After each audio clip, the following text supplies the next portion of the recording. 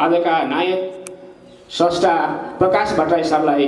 हार्दिक स्वागत गर्दछु र उहाँको साहित्यिक यात्रा अझ सशक्त बनेर अगाडि जाओस् र यहाँहरू सबैले लेखकलाई सम्मान गर्नुहुनेछ, माया गरिदिनुहुनेछ भन्ने हामीले अपेक्षा गरेका छौँ। अघि पनि सञ्चालकज्यूले थोरै कुरा उठाउनु भएको छ। उहाँले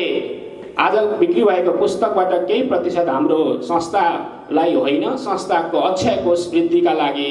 सहयोग गर्ने भन्नुभएको छ। त्यसले गर्दा यहाँहरूले यो हाम्रो संस्थाको अक्षय कोष विकासका लागि हामीले 1 रुपैयाँबाट सुरु गरेर यो संस्थामा 1 करोडको अक्षय कोष बनाउने गरेको एउटा अभियान चालेका छौँ। यसमा उहाँको आजको त्यो कृतिबाट बिक्री भएको केही प्रतिशत हाम्रो अक्षय कोषमा वृद्धि हुने पनि यहाँलाई जानकारी गराउँदछु र यहाँहरू सबैलाई हाम्रो आग्रहलाई, हाम्रो निमन्त्रणलाई स्वीकार गरेर आजको यस कार्यक्रममा उपस्थित भइदिनु भएकोमा, लेखकलाई र हामीलाई प्रेरणा दिनुभएकोमा म संस्थाको तर्फबाट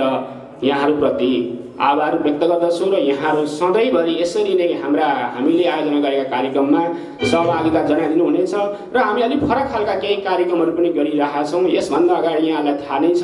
हामीले कृषकसँग सृजना संवाद भन्ने कार्यक्रम सम्पन्न गरेका छौँ र हामी चाँडै हाम्रो सेड्युल बनिसकेको छ। हामी विद्यार्थीसँग सृजना संवाद यानि कि बालबालिकासँग सृजना संवाद कार्यक्रम, त्यसमा हामीले केही अग्रस्रष्टाहरूलाई हामी उपस्थित गराएर उहाँका अनुभवहरूलाई विद्यार्थीसँग साट्ने र उहाँहरूको जीवनी व्यक्तित्वसँग जोड्ने सन्दर्भमा हामी अन्तिम तयारीमा छौँ। सँगसँगै हामी केही मजदुरसँग पुगेर मजदुरका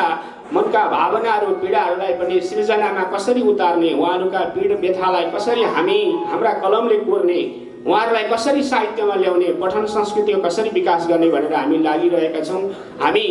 यी 2-3टा कार्यक्रम हामी यही वर्षभरि गर्ने गरेको तयारीमा छौँ र यो प्रकाश सरको आजको कृतिको यो हाम्रो अघि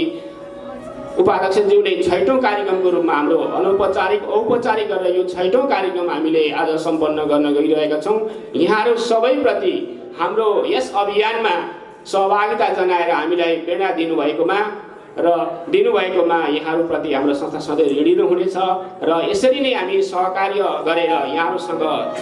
हातेमालो गरेर अगाडि बढ्ने प्रण गर्छौँ र यहाँहरूलाई म धेरै कुरा गर्दिनँ, किनभने आज धेरै सुन्नुपर्ने वक्ताका कुरा छ, कृतिभित्रका कुरा छ र यति भन्दै म संस्थाको अध्यक्षको तर्फले मेरा केही भनाइहरू यहाँ